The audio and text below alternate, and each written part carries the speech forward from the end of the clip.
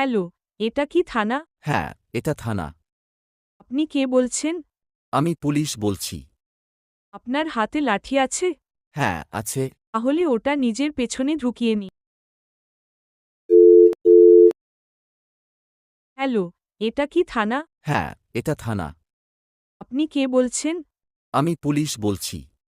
আপনার হাতে লাঠি আছে? পুলিশ বুঝতে পারল সেই বিচ্ছু ছেলেটি। ওসি সাহেব সাবধানে জবাব দিলেন। না, নেই। বাহ, একবার বলতেই পিছনে ঢুকিয়ে নিয়েছেন?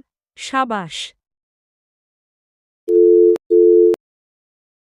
সিএলআই দেখে ওসি ওই নম্বরে ফোন করলেন। ধরলেন এক ভদ্রমহিলা।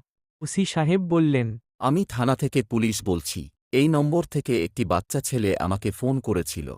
বলেছে, হাতের লাঠিটা নিজের পেছনে ঢুকিয়ে নি। এ মা!